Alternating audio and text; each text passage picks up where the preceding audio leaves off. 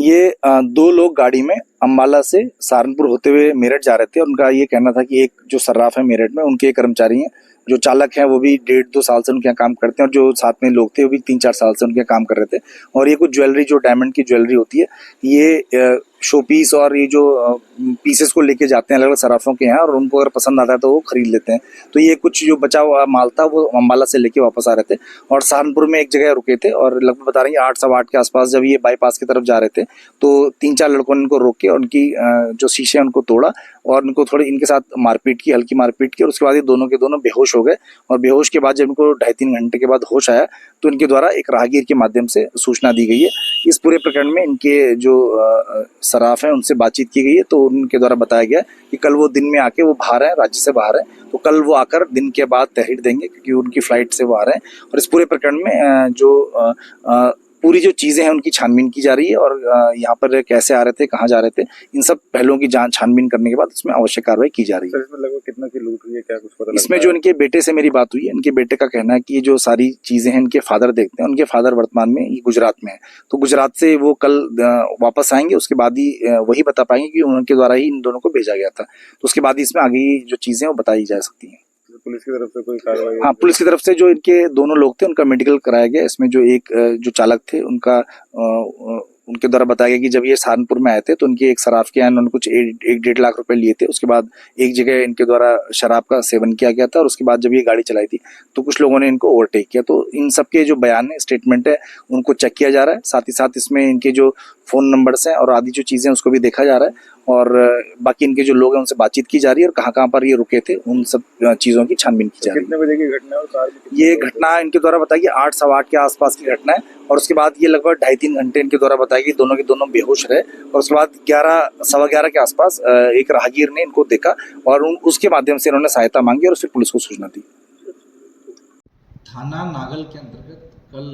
रात्रि को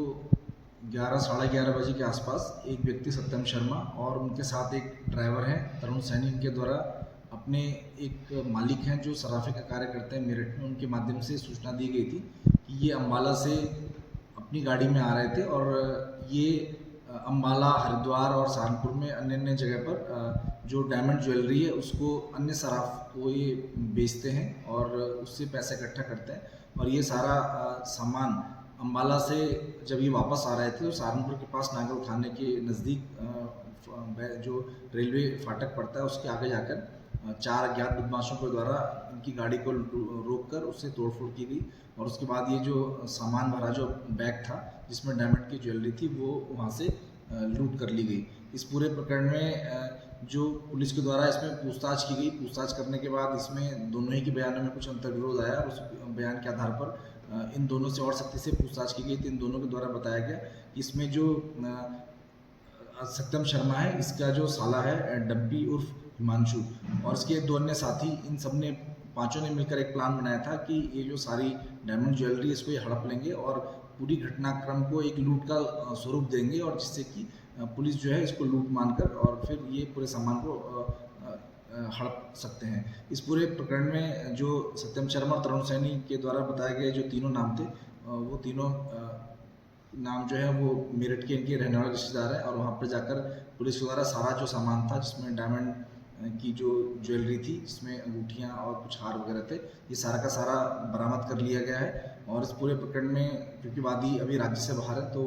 वो आकर इसमें तहरीर देंगे, उसके आधार पर इसमें मुकदमा पंजीकृत करके ये पांचों ही लोगों को गिरफ्तार करके जेल भेजा जाएगा। इस पूरे प्रकरण में जो भी सामान वादी का गया था वो सारा का सारा रिकवर कर लिया गया है, और जो भी दोनों लोग थे सत्यम शर्मा और तरुण सैनी, इन दोनों के द्वारा ही पूरी प्लानिंग करके सारा सामान को हड़पने की नीयत से इस पूरी घटनाक्रम को लूट की घटना